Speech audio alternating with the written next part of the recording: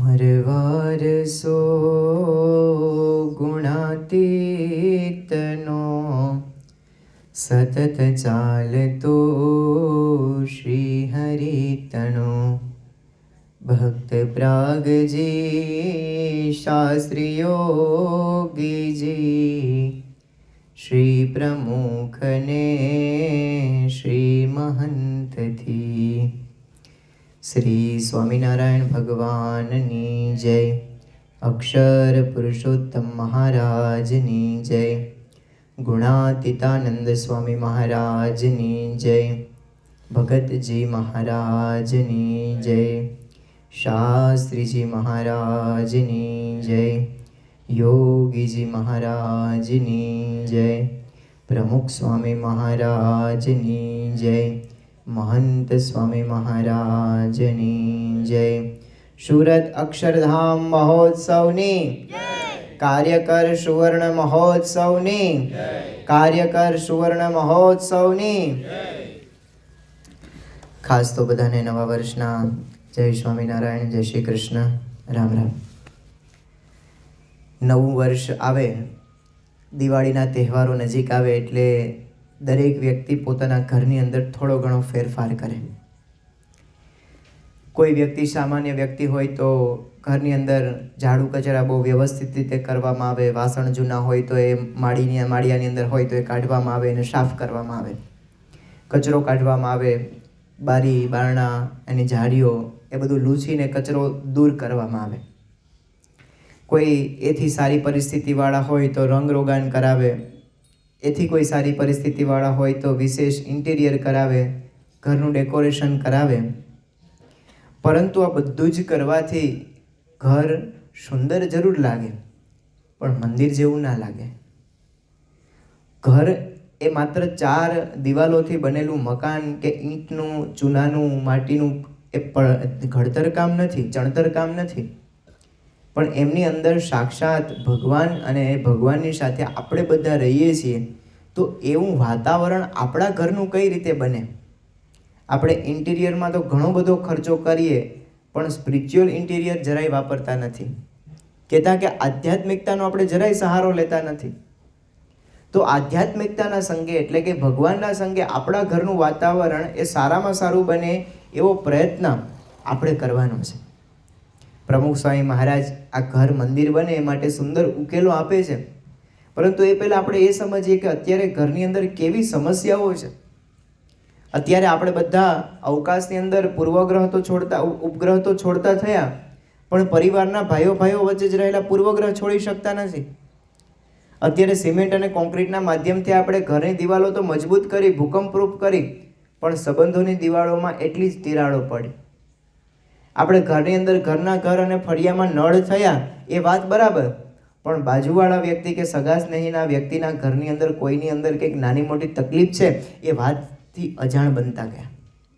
કારણ કે આપણે માત્ર સ્વાર્થ, પૈસા કમાવા, અર્થોપાર્જન કરવું, ઘરે આવીને સૂઈ જવું, બસ આ જ આપણો દૈનિક ક્રમ છે। ઘરની અંદર ઘરની અંદર તો એવું થાય છે કે ઘરના લોકો ભેગા થાય છે પણ ઝઘડવા માટે, પરિવારને પરિવાર માટે જ સમય નથી, તો એવો પરિવાર આપણે કઈ રીતે શાંતિ આપશે? આપણે માણસ જાતિનો વિચાર કરીએ તો માણસ પોતે સુખી થવા માટે કેટલા બધા વલખા મારે છે। જ્યારથી માણસ જાતિનો જન્મ પૃથ્વી ઉપર થયો ત્યારે એની સાથે સાથે ઘણા બધા પશુ પક્ષીઓ, પ્રાણીઓ, જીવજંતુનો પણ જન્મ થયો। એમાંથી આપણે તમને ઘણા બધાને પ્રશ્ન પૂછીએ કે સિંહ છે એ પહેલા ક્યાં રહેતો હતો? તમારો જવાબ હશે જંગલમાં। અત્યારે ક્યાં રહે છે હેતભાઈ? જંગલમાં। ભીત ગરોળી હતી પહેલા ભીત ઉપર જ રહેતી હતી ને અત્યારે પણ ક્યાં રહે છે? ભીત ઉપર જ રહે છે। પહેલા બધા ગાય અને બીજા જંગલી બધા પ્રાણીઓ છે, હરણ છે, ચિત્તો છે, વાઘ છે, આ બધા પહેલા ક્યાં રહેતા હતા? જંગલમાં। અત્યારે ક્યાં રહે છે? જંગલમાં। માણસ પહેલા જંગલમાં રહેતો હતો ને અત્યારે ક્યાં રહે છે? ઘરમાં, મહેલમાં। કહેતા કે માણસે પોતાનું ઇન્ટિરિયર બદલ્યું, ઘર બદલ્યું, રહેવાસ બદલ્યો। આજથી વર્ષો પહેલા બીજો પ્રશ્ન પૂછીએ કે સિંહ શું ખાતો હતો? માંસ ખાતો હતો। આજે પણ શું ખાય છે? માંસ ખાય છે। ચકલી વર્ષો પહેલા દાણા ચણતી હતી ને આજે શું ચણે છે? દાણા ચણે છે। કૂતરું પહેલા રોટલો ખાતો તો આજે પણ શું ખાય છે? રોટલો, તો માંસ ખાય છે। માછલી છે એ શું ખાતી હતી? જળમાં રહેતી હતી, પાણીમાં રહેતી હતી, નાના મોટા જીવજંતુ ખાતી હતી. આજે પણ શું ખાય છે? એ જ કે ખાય છે તમારી જેમ પિઝા. અને માણસ કાચા માંસથી શરૂઆત કરી, કાચા ફળ ફૂલથી શરૂઆત કરીને અત્યારે પિઝા અને લઝાનિયા અને ક્યાંનું ક્યાં પહોંચ્યું છે. તો વિચાર કરીએ, આટલી બધી સમૃદ્ધિ માણસ પાસે વધી, પણ સુખ વધ્યું? પ્રશ્નો વધ્યા? પ્રશ્નો ઘટ્યા? વધ્યા. અત્યારે આપણે આમ જોવા જઈએ કે માણસમાં એજ્યુકેશન આવે તો પ્રશ્નો ઘટે. તો અત્યારે એજ્યુકેશન તો કેટલું બધું આગળ વધ્યું, છતાંય પ્રશ્નો ઘટ્યા? ભારત દેશ જ્યારે આઝાદ થયો ત્યારે ભારત પાસે કેટલી યુનિવર્સિટીઓ હતી અને અત્યારે કેટલી યુનિવર્સિટીઓ? હવે તો રાજકોટમાં જ 4-5 યુનિવર્સિટીઓ છે, નજીકમાં નજીક. પહેલાં તો સૌરાષ્ટ્ર એક હતી. તો એટલી યુનિવર્સિટીઓ વધી, શિક્ષણ વધ્યું, એ છતાં પણ સુખ આવ્યું નથી આવ્યું. માણસ એના ખોરાકમાં ફેરફાર કર્યો. ચાલો, પહેલાંના જમાનાની અંદર એક જગ્યાએથી બીજી જગ્યાએ લોકો ચાલતા જતા હતા. પછી પૈડાની શોધ થઈ, પૈડું આવ્યું એટલે ગાડાની શોધ થઈ, ગાડું આવ્યું પછી મોટરસાઇકલ ને સાયકલ ને આ તે બધું આગળ આગળ ધીમે ધીમે વધતું ગયું. અત્યારે આપણે જેટ વિમાન સુધી પહોંચ્યા. એટલે કે એક જગ્યાએથી બીજી જગ્યાએ જવા માટે આપણે કેટલી સરળતા છે. પહેલા એક જગ્યાએથી બીજી જગ્યાએ સંદેશો મોકલવો હતો તો કોઈ દૂતને મોકલવો પડતો કે ભાઈ ફલાણા ગામની અંદર જઈને તમે આ ચિઠ્ઠી આપજો. અને અત્યારે વોટ્સઅપનો જમાનો આવ્યો. 1 સેકન્ડની અંદર તમે સામેવાળા વ્યક્તિ અમેરિકાની અંદર રહેતા હોય, લંડનની અંદર રહેતા હોય, થાઈલેન્ડની અંદર રહેતા હોય, ઓકલેન્ડની અંદર રહેતા હોય, કેનેડા, ચાઇના, જાપાન, ગમે ત્યાં રહેતા હોય, 1 સેકન્ડની અંદર તમારો સંદેશો ત્યાં પહોંચી જાય. કેટલો ઝડપી જમાનો થયો મામા. એમ છતાં પણ માણસ સુખી થયો? દુઃખ તો અત્યારે એવા ને એવા જ છે, પ્રશ્નો તો અત્યારે એવા ને એવા જ છે. ઘરમાં કલર કરવાથી, ઘરમાં સારામાં સારું ઇન્ટિરિયર લેવાથી શાંતિ થતી નથી.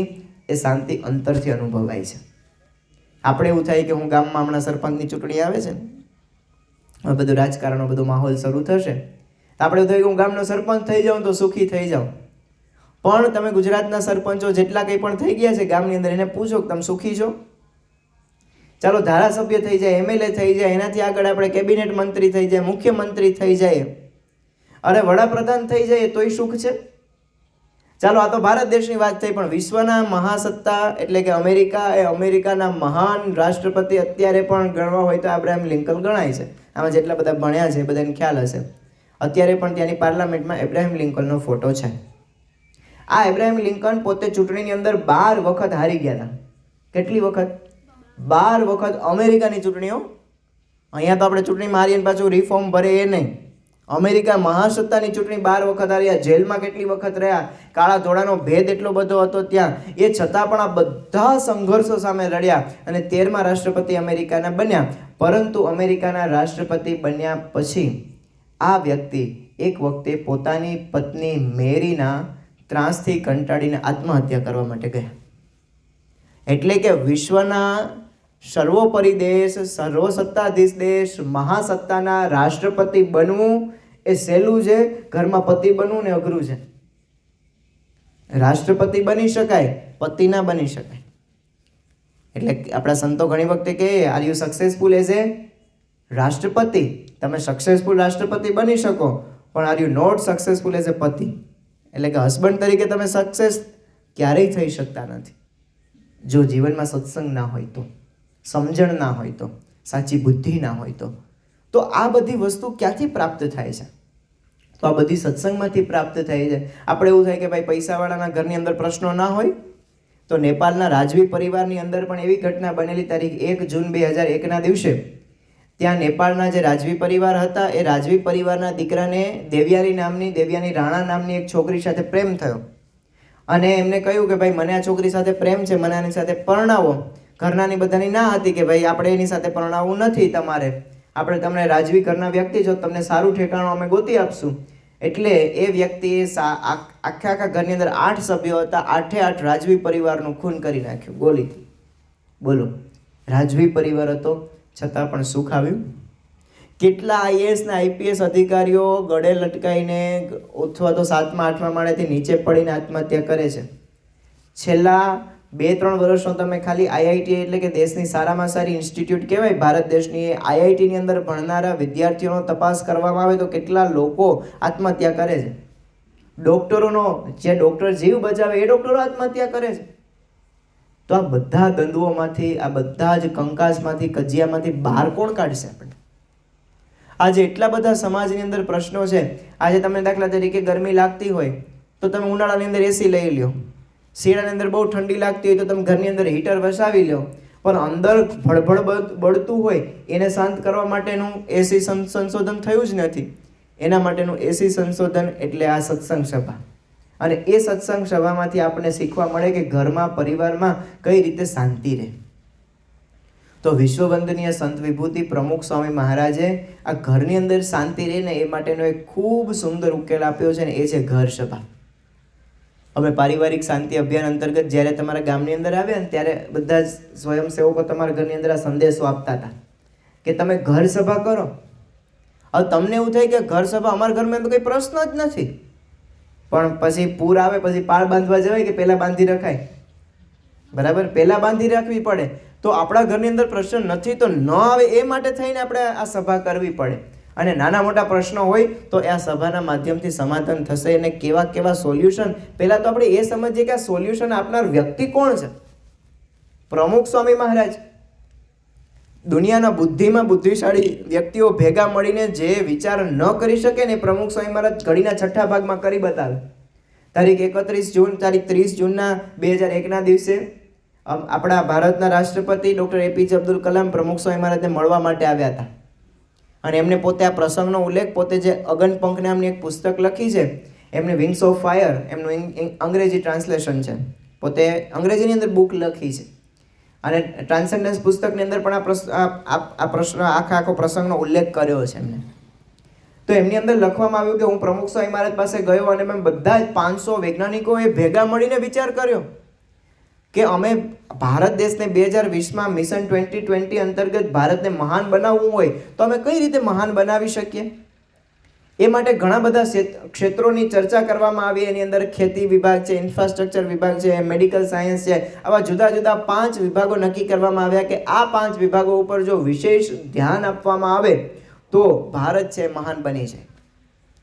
હવે ડૉક્ટર APJ અબ્દુલ કલામ સાહેબનો વિચાર કરીએ કે કોણ છે, તો 48 યુનિવર્સિટીઓએ એમને PhDની ડિગ્રી આપી છે. 48 યુનિવર્સિટીએ ડૉક્ટર PhDની ડિગ્રી આપી છે. એટલા બુદ્ધિશાળી વ્યક્તિ. ઈસરોની અંદર મુખ્ય કમાન્ડમેન વ્યક્તિ કેવા હોય તો એ ડૉક્ટર APJ અબ્દુલ કલામ. મિસાઇલની શોધ કરનાર ડૉક્ટર APJ અબ્દુલ કલામ. જ્ઞાતિ એ મુસ્લિમ છે, એમ છતાં પણ હિન્દુ સંત પાસે, પ્રમુખ સ્વામી મહારાજ પાસે આવ્યા અને સલાહ લીધી કે સ્વામી અમે આ 5 ક્ષેત્રો 500 વૈજ્ઞાનિકોએ ભેગા મળીને 6 મહિના સુધી વિચાર કરીને આ 5 ક્ષેત્રો તારવ્યા છે. તો બાપા આની અંદર તમે આશીર્વાદ આપો અને આની અંદર કંઈ ઘટતું હોય તો તમે કહો. હવે 500 વૈજ્ઞાનિકોની કેવી બુદ્ધિ હોય સાહેબ, અને 6 મહિના સુધી વિચાર કરે. અને એમાં પણ પાછા 48 યુનિવર્સિટીની ડિગ્રી ધારક એવા APJ અબ્દુલ કલામ વિચાર કરે. એ વ્યક્તિને જ્યારે કહેવામાં આવ્યું, પ્રમુખ સ્વામી મહારાજે બધું વાત કરી કે સ્વામી આવી રીતે અમે બધા ક્ષેત્રો વિચાર્યા છે. પ્રમુખ સ્વામી મહારાજે તરત જ વાત સાંભળીને સીધું કીધું કે સાહેબ હજી ભારતને આધ્યાત્મિકતા આ 5 ક્ષેત્રોની અંદર સફળતા તો જ મળે કે જો વ્યક્તિની અંદર આધ્યાત્મિકતા હોય તો. એટલે 6ઠ્ઠો મુદ્દો ઉમેરો, આધ્યાત્મિકતા. આધ્યાત્મિકતા એટલે કે સ્પિરિચ્યુઅલિટી વિના કોઈ પણ જગતની અંદર પ્રગતિ શક્ય નથી. અને APJ અબ્દુલ કલામ સાહેબે કાન પકડ્યા કે સ્વામી સાચી વાત છે.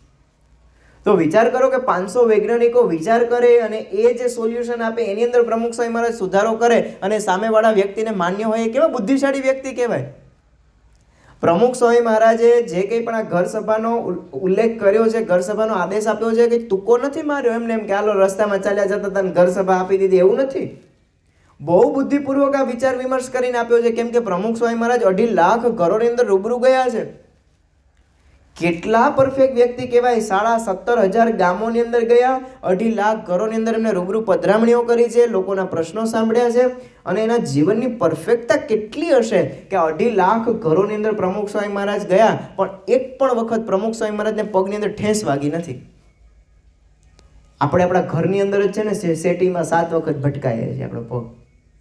રોજ એકને એક ઘરમાં રહેતા હોય ને તો પણ રોજ આપણે ઉંબરા ઉપર ચડતા હોય તો એ જ પગથિયે એ જ જગ્યાએ આપણો પગ ઠેસાઈ જાય. તો પ્રમુખ સ્વામી મહારાજનું જીવન કેટલું પરફેક્ટ હશે. રોજ નવું ઘર, રોજ નવા ઘરની અંદર પધરામણી કરવા માટે જવાનું, એ છતાં પણ એક ઠેસ ન વાગે આ વ્યક્તિનું જીવન કેટલું પરફેક્ટ હશે, એ કેટલા બુદ્ધિશાળી હશે, કેટલા વિચક્ષણ હશે, એ વ્યક્તિએ આ વિચાર આપ્યો છે. ઘણી વખતે છે ને બુદ્ધિ હોય પણ અનુભવ ન હોય તો પણ ન કામ આવે. એક વખતે છે ને એક ભરવાડ આમ રસ્તા ઉપરથી પસાર થતા હતા, ઘેટા હતા 100 ઘેટા, અને એક સાથે એક એન્જિનિયર પસાર થયા બાજુમાંથી. એટલે એમને થયું કે આપણે આ ભરવાડને બિચારાને તો કંઈ ખબર નહીં પડે, આપણે એની પરીક્ષા કરીએ નાનકડી. એટલે પેલા ભરવાડે કીધું કે સાહેબ કેમ છે, મજામાં? તો કે હા મજામાં, મારે તને એક પ્રશ્ન પૂછવો છે નાનકડો. તો કે પૂછો ને સાહેબ. તો કે તારી પાસે કેટલા ઘેટા છે? તો કે 100 ઘેટા. તો કે 100 ઘેટામાંથી 5 ઘેટા આમ નીચે ઉતરી જાય તો તારી પાસે કેટલા ઘેટા રહ્યા? તો પેલો ભરવાડ કે એકય ના રહ્યા સાહેબ. શું કીધું? એકય ના રહ્યા. એમાં તમને 3 છોકરાને પ્રશ્ન થાય કે 95 તો રહે, બરાબર ને? 100 માંથી 5 જાય તો 95 રહે ને, સાચી વાત ને? તો એન્જિનિયર કે એલા તને એટલી સામાન્ય ખબર નથી પડતી કે આ 5 ઘેટા તને નીચે ઉતરે તો તારી પાસે 95 ઘેટા રહ્યા?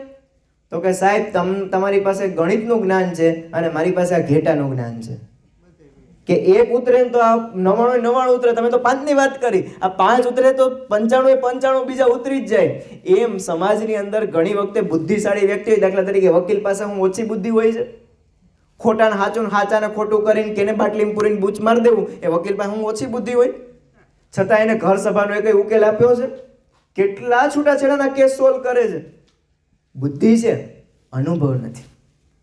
પ્રમુખ સ્વામી મહારાજ પાસે બુદ્ધિ છે, અનુભવ છે, અને ત્રીજી વસ્તુ એમના મનની અંદર દરેક વ્યક્તિનું સારું થાય એવી નૈતિક ભાવના છે. કદાચ 2 વ્યક્તિ પાસે અનુભવ પણ હોય, બુદ્ધિ હોય, પણ ત્રીજો ઉકેલ ના હોય. અને પ્રમુખ સ્વામી મહારાજ એના જીવનની અંદર સક્સેસ ગયા છે દરેક ફિલ્ડમાં. એનું કારણ છે કે પ્રમુખ સ્વામી મહારાજની દરેક વસ્તુ પાછળ છે ને એકદમ નૈતિક અને પવિત્ર ભાવનાઓ હતી. કુકડ અને ઓદરકા ગામ છે અમારા ભાવનગરની બાજુની અંદર, દરબારી ગામ. 2 દરબારી ગામો 200 વર્ષથી અપૈયા ચાલતા હતા. કેટલા બધા અંગ્રેજ અમલદારો એની અંદર પ્રયત્ન કરેલો, પણ એકબીજા ગામની અંદર અપૈયા એટલે એકબીજા ગામનું પાણી નહીં પીવાનું, એકબીજા ગામ સાથે કોઈ વ્યવહાર નહીં કરવાનો. અને એ ગામની વાત પ્રમુખ સ્વામી મહારાજ પાસે પહોંચી. સ્વામી કે આપણે પ્રયત્ન કરવો છે, આપણે ભગવાનને પ્રાર્થના કરીએ, સંભાળીએ, અને પ્રયત્ન કર્યો.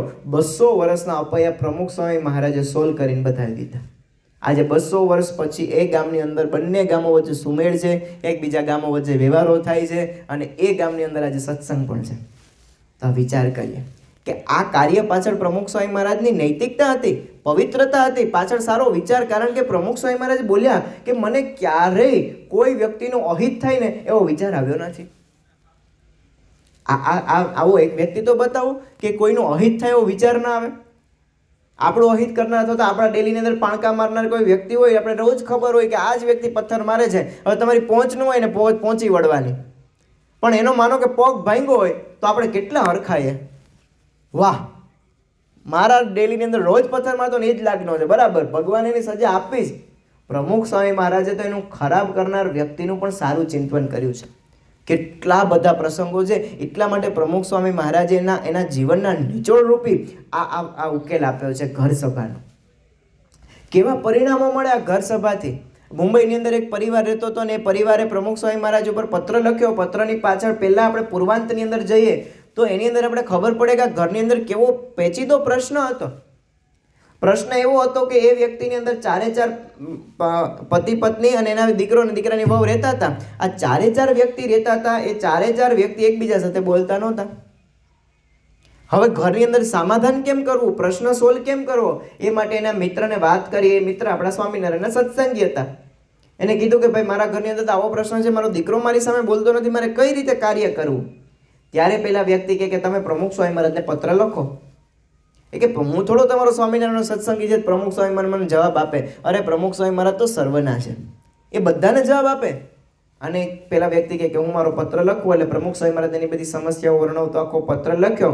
આ ઘરની અંદર બધા જ સભ્યો એકબીજા સાથે એટલા મનમેળ વગરનું બધું કાર્ય હતું. પ્રમુખ સ્વામી મહારાજે કહ્યું કે આ પત્ર જે લખ્યો બાપાએ આશીર્વાદ પત્ર, એ બધાએ સમૂહમાં મળીને વાંચવું. અને પછી બધાને ભેગા કર્યા, મને કમ, અને બધા ભેગા થયા. ભેગા તો થતા હતા ઘરમાં, પણ ઝઘડવા માટે. હવે બધા ભેગા થયા સાંભળવા માટે. અને આ પ્રમુખ સ્વામી મહારાજે જે પત્ર લખ્યો અને પત્ર વાંચ્યો, અને પત્રની અંદર જે પ્રમુખ સ્વામી મહારાજે 4 લીટીની અંદર વાત કરી હતી કે એકબીજાને ખમવું, એકબીજાને નમી દેવું, મનગમતું મૂકવું, અને અનુકૂળ થવું એકબીજાને, અને રોજ બધાએ ભેગા મળીને ઘર સભા કરવી. આ પ્રસંગમાં આનો વાગ છે, આ પ્રસંગમાં આનો વાગ છે, આવી વાતો ન કરવી. આવી નાની વાતો પ્રમુખ સ્વામી મહારાજે શુદ્ધ હૃદય ભાવનાથી લખી. પણ આપણે આશ્ચર્ય થાય છે, અત્યારે એ ઘરની અંદર બીજા કોઈ ઇન્ટિરિયર કે ફોટા નથી. એ ઘરની અંદર આ બહુ મોટા લેમિનેશન સાથે મુંબઈની અંદર આ ફોટો લગાડવામાં આવ્યો છે કે પ્રમુખ સ્વામી મહારાજના આ પત્રને કારણે અમે આખો પરિવાર જે ભેગો છે, પરિવાર સત્સંગી થઈ ગયો. તો જુઓ, આ એક પ્રસંગ, નાનકડી વાત લાગે આ ઘર સભા. હવે એ ઘર સભા આપણે બધા ભેગા મળીને સારા પુસ્તકનું વાંચન કરવું. આ ઘર સભા એટલે શું એ આપણે સમજીએ કે આપણે જે કંઈ પણ ધર્મગ્રંથની અંદર આપણી બધાની શ્રદ્ધા છે, તો એ ધર્મગ્રંથનું વાંચન આપણે બધાએ ભેગા મળીને પરિવારના બધા જ સભ્યો સાથે મળીને કરવું. એમાં એક વ્યક્તિ છે એ વાંચન કરે, બીજા કોઈ વ્યક્તિ છે શરૂઆતની અંદર ધૂન ગવડાવે. આપણે રામ ભગવાન પ્રત્યે શ્રદ્ધા હોય તો રામ ભગવાનની ધૂન ગાઈએ, આપણે કૃષ્ણ ભગવાન પ્રત્યે શ્રદ્ધા હોય તો કૃષ્ણ ભગવાનની ધૂન ગાઈએ, આપણે સ્વામિનારાયણ ભગવાન પ્રત્યે શ્રદ્ધા હોય તો સ્વામિનારાયણ ભગવાનની ધૂન ગાઈએ, અને પછી આપણે ધાર્મિક પુસ્તકનું વાંચન કરીએ. અત્યારે સંસ્થા દ્વારા ઘર સભા સહાયિકા નામનું એક ખૂબ સુંદર પુસ્તક બહાર પાડવામાં આવ્યું છે. એમની અંદર રોજની એક્ટિવિટી છે. અમારા અહીં પરાગભાઈ બેઠા છે, અરમાન હાર્ડવેર વાળા. તમને આ બીજા બધાનો તો કદાચ પરિચય ન હોય, એનો બહુ સારી રીતે પરિચય છે, ગામના ભાણેજ છે. એટલે કેટલા બિઝી છે, કેટલો વહીવટ સંભાળે છે. એ છતાં પણ અઠવાડિયામાં ઓછામાં ઓછા 2 દિવસ ભેગા મળીને એ લોકો ઘર સભા કરે છે. બોલો, તો આપણે આ બધામાંથી પ્રેરણા પ્રાપ્ત કરીએ કે એટલા વ્યસ્ત સમયની અંદર પણ એ લોકો ભેગા થઈ શકે તો આપણે ન થઈ શકીએ? મોબાઈલની અંદર રીલ્સ જોવીને છાપા પાકા કરવા, અને કોને શ્રદ્ધાંજલિ કેદી છે, કોના ઘરે કેદી બેસણું છે, ને ક્યાં ફટાક્યા ફૂટ્યા, આગ લાગી, એ બધાની આગ લગાડીને તમારા ઘરની અંદર શું છે ભાઈ? નર્મદાનું પાણી ક્યાં લીકેજ કેનાલ થઈને એ જાણીને શું કરે? તમારા ઘરનો નળ ટપકે છે વર્ષ દિવસથી, એને રિપેર કરો. એટલે આ ઘરના પ્રશ્નો છે ને, બહારના છાપાના છોપાનિયા વાંચીને છે ને આપણા ઘરના પ્રશ્નો રહી જાય છે. અને એટલા બધા આપણે કમાવાની અંદર વ્યસ્ત થઈ જાય છે ને, ઘરના પ્રશ્નોની ખબર જ હોતી નથી. અને પછી આપણે બધા છોકરા મોટા થાય ને પછી કે છોકરું મારું કહેવામાં માનતો જ નથી, મારે સામું કંઈ બોલતો નથી, ના જ બોલે ને. તમે આખી જિંદગી બહાર જ રહ્યા છો. છોકરાએ તમારું મોઢું જોયું હોય ને તમારો સ્વભાવ પરિચિત થયો હોય તો તમારી સાથે રહે ને. તો જુઓ, આપણે આપણા સંતાનોને સમય નહીં આપીએ તો ભવિષ્યમાં સંતાનો આપણે સમય નહીં જ આપે. પ્રમુખ સ્વામી મહારાજ કહેતા કે જો તમે તમારા સંતાનોને સમય નહીં આપો તો તમારે ભવિષ્યની અંદર સંપત્તિ અને સંતતિ બંને ગુમાવવાનો વારો આવશે. એટલે આ વાત ઉપર આપણે બહુ વિચાર કરવાની જરૂરિયાત છે. એટલે ઘર સભાની અંદર આપણે બધા ભેગા મળી નાનકડી ગેમ રમીએ. હવે ઘરની અંદર આપણે ખબર જ નથી હોતી કે આપણા ઘરના વ્યક્તિઓને શું ભાવે છે અને શું ફાવે છે. તમને શું ભાવે છે, શેનું શાક ભાવે છે, તમારા છોકરાને ખબર નથી હોતી, તમારા છોકરાને શેનું શાક ભાવે છે તમને ખબર હોતી નથી. એટલે ઘરની અંદર આવી ગેમ એક રમી શકાય કે 10 પ્રશ્નો તૈયાર કરવાના કે ભાઈ તમારું પ્રિય મંદિર કયું, તમને કયા જગ્યાએ વધારે ફરવા જવાનું મન થાય, અથવા તો તમને કેવો કલર ગમે છે, તમને સૌથી વધારે જમવાની અંદર કઈ આઈટમ ભાવે છે, તમને શેનું શાક ભાવે છે, તમને ઘરમાં કયા વ્યક્તિ પ્રત્યે વધારે પ્રેમ છે, તમારા શિક્ષકોના નામ શું છે. ઘણી વખતે આપણે એ પણ ખબર નથી હોતી કે મારો દીકરો જેના પાસે ભણે છે શિક્ષકોના નામ શું છે, એના મિત્રોના નામ શું છે. તો આપણે આપણા દીકરા પ્રત્યે ટાઈમ નથી, મોબાઈલની રીલ્સો જોવીને છાપા ચોપાનિયા વાંચવા. એના કરતાં આપણે આપણા પરિવારને સભ્યોને જો સમય દેશું ને તો ખરેખર ભવિષ્યની અંદર એનો બહુ મોટો બેનિફિટ આપણે પ્રાપ્ત થશે. અને એ બધી જ વસ્તુ આ ઘર સભાના માધ્યમથી થાય છે. હવે આપણે એક વસ્તુ સમજીએ કે ઘર સભા છે, હવે આંખો બંધ કરીને આમાં યાહોમ થઈ જ જવાનું. ઘણી વખતે અમુક વસ્તુમાં બુદ્ધિનો તર્ક લગાડવાનો ન હોય, કારણ કે આ જે સોલ્યુશન આપ્યું છે ને બુદ્ધિશાળી વ્યક્તિ આપ્યું છે. પ્રમુખ સ્વામી મહારાજ કંઈ આમ ચાલતા સોલ્યુશન આપ્યું એવું નથી, અનુભવથી આપ્યું છે. મેં હમણાં વાત કરી કે 2.5 લાખ ઘરોની અંદર પધરામણી કરી છે, 7.5 લાખ એમને પત્રો લખ્યા છે, અને પત્રોના નિચોડ સ્વરૂપે પ્રમુખ સ્વામી મહારાજે આ કાર્ય કરીને બતાવ્યું છે. અને એટલા માટે ઘર સભાની અંદર આપણા પરિવારના બધા જ સભ્યોએ ઓછામાં ઓછા 2 દિવસ ઘરની અંદર ભેગા મળીને વાંચન કરવાનું, નાનકડી કંઈક રમત રમવાની, છોકરાઓને એવું કહેવાનું કે ભાઈ તમે કંઈક મહાભારતનો કંઈક પ્રસંગ કહો, રામાયણનો પ્રસંગ કહો. અને અત્યારે તો બધું ક્રિકેટની વાતો હાલે ને, IPLની વાતો હાલે ને, ફિલ્મની વાતો હાલે ને, ઇન્ડસ્ટ્રીની વાતો હાલે ને, વેબ સિરીઝની વાતો હાલે. આમાં ક્યાં સતી અંસુયા કોણ થઈ ગયા, ભક્ત પ્રહલાદ કોણ થઈ ગયા, શ્રવણ કોણ થઈ ગયા? કોઈ છોકરાને પૂછો કોણ છે, નથી ખબર, કારણ કે આપણે જ વારસામાં નથી આવ્યું. કૂવામાં હોય તો હવેડામાં આવે, એમ આપણામાં જ નથી તો કેમ બાળકોને આપણે આપવાના? તો આપણે આ વાત અહીંયા બરાબર સમજીએ કે આપણે બાળકોને આવી સારી વાર્તાઓ કે પહેલાં દાદા અને દાદીની વાર્તાઓ કેટલી બધી રાતે સુવાળા ટાઈમે કહેતા, અને હવે તો બધું પૂરું. બધા પોતપોતાના રૂમમાં મોબાઈલ જિંદાબાદ. તો ઘણી વખતે સારા ઘરોની અંદર તો અત્યારે કેટલું બધું થઈ રહ્યું છે કે એ લોકો ઘરની અંદર આવે ને તો બધો મોબાઈલ છે ને એ જમા કરાવી દેવાનો, ત્યાં કાઉન્ટર રાખ્યું હોય, કાઉન્ટરમાં મોબાઈલ મૂકી દેવાનો, અને આપણે બધા રાત્રે ઘરે જઈને મોબાઈલ જ જોયા રાખીએ.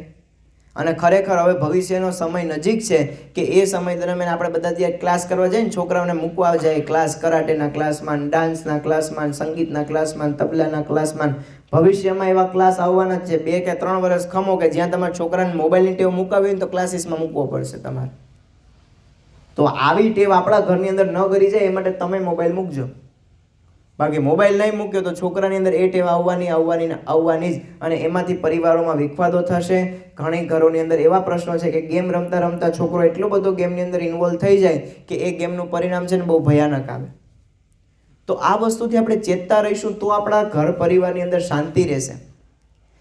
બીજી વાત બહુ અગત્યની છે કે ઘરની અંદર આપણે હંમેશા એવું ઇન્ટિરિયર કહેતા કે ઘરની અંદર એવા ફોટોગ્રાફ લગાડવા જોઈએ કે જેની અંદરથી કંઈક પ્રેરણા પ્રાપ્ત થાય. ઘણા ઘરોની અંદર જાય ને તો કોઈ WWF વાળા 6 પેક વાળા હોય ને આમ મારતા હોય ને એવા ફોટોગ્રાફ હોય. એટલે એમાંથી શું પ્રેરણા પ્રાપ્ત થાય? કાં કોઈ આમ કોઈ એક્ટર્સના ફોટો હોય, કાં કોઈ હીરોના ફોટો હોય, પણ એટલી બધું નહીં કે સિંહના ફોટો, એની જગ્યાએ ભગવાનનો ફોટો રાખો. આપણે ભલે જેની અંદર શ્રદ્ધા હોય તેની અંદર કોઈ સારા ફોટોગ્રાફ આપણા ઘરની અંદર હોય તો વિચારો પણ સારા આવે. ઘણા ઘરોની અંદર આપણે જોઈએ ને તો એના ઘરની અંદર બધું સુંદર મજાનું મંદિર હોય, સુંદર મજાના ભગવાનના અંદર મૂર્તિઓ પધરાવેલી હોય, અને રોજ એની અંદર થાળ આરતી થતું હોય. ને આપણા ઘરની અંદર તો ઘણાને ઘરની અંદર જવા જોઈએ ને તો છેટ દિવાળીએ સાફ સફાઈ થાય તો આવતી દિવાળીએ સાફ સફાઈ થાય. ને પેલું નાળિયેર રાખ્યું હોય, જ્યારે મંદિરની અંદર પહેલી વખતે નાળિયેર મૂક્યું હોય ને બાબા આદમ વખતથી, અને એ નાળિયેરની ચૂંદડી વીટેલીને ઉપર કુંભાનાળું વીટી દીધું હોય, અને એ કુંભાનાળું પણ મારી માતાજીઓ સાફ કરે ને ત્યારે આમ ઉપરથી ખખેરી નાખે, પાછું એની નાળિયેર ત્યાં મૂકી દે. એની અંદર અગરબત્તી રાખવાની જગ્યા ન હોય, એટલી પેલી ભભૂતિ પેલી કહેવાય ને કે અગરબત્તી સળગીને બધું ન્યા જ ભેગું થયું હોય. આખું ઘર સાફ કરે પણ મંદિર સાફ નથી થતું આપણાથી. બાથરૂમની અંદર 3-3, 4-4 જણા ભેગા ડાન્સ સાથે નાહી શકે ને એવા બાથરૂમ કર્યા, પણ ભગવાનનું મંદિર તો એવડું જોઈએ. ઘણા મંદિરોની અંદર આપણે જોવા જઈએ તો થાળ કદાચ ભગવાનને ધરાવતા હોય તો ક્યારે ધરાવે? ઘરની અંદર કંઈક નવું મિષ્ટાન કે કંઈક બનાવે ને તો ભગવાનની અંદર એક લાડુડી કેવડું મૂકી આવે, પછી જિંદાબાદ.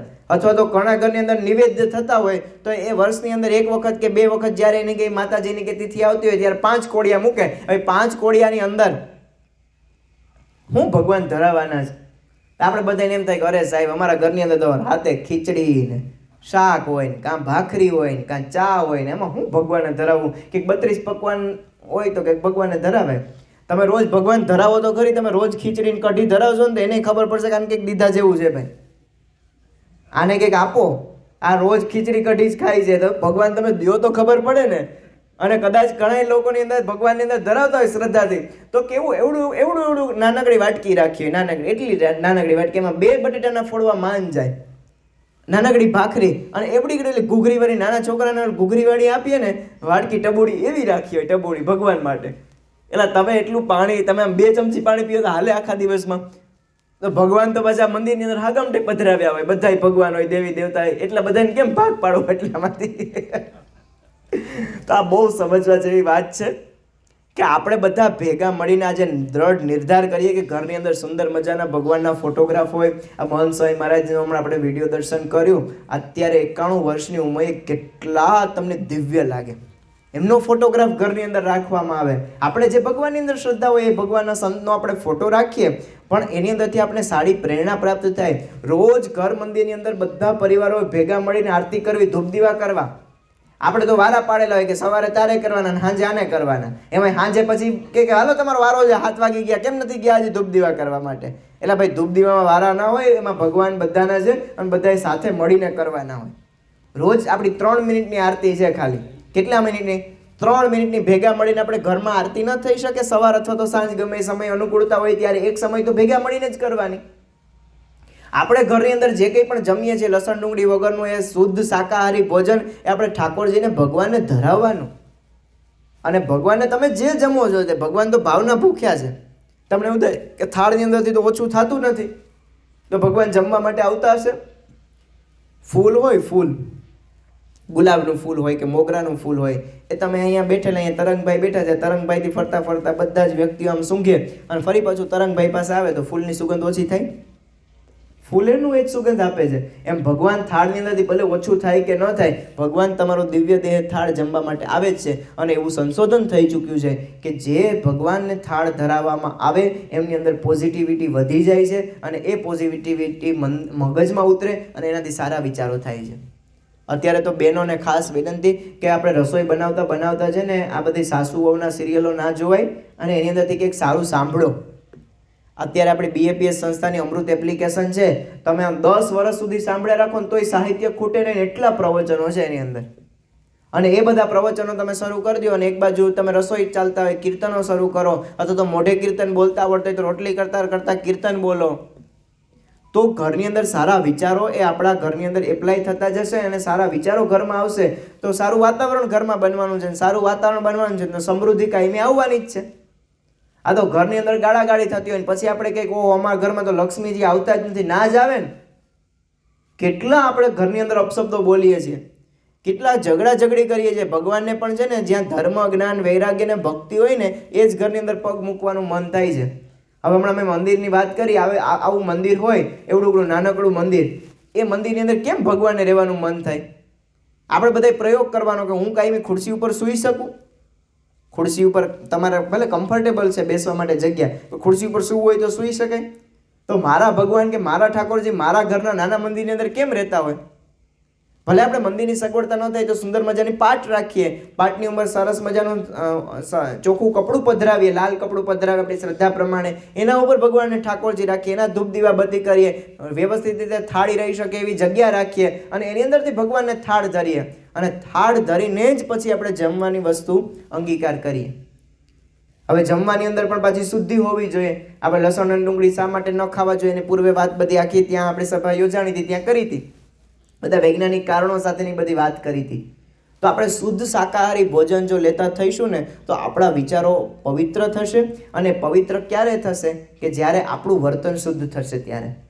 અને સાથે સાથે પ્રમુખ સ્વામી મહારાજે આપેલો જે સિદ્ધાંત છે ઘર સભાનો સિદ્ધાંત, એ સિદ્ધાંતને જો આપણે અપનાવીશું તો ઘરની અંદર શાંતિ રહેશે.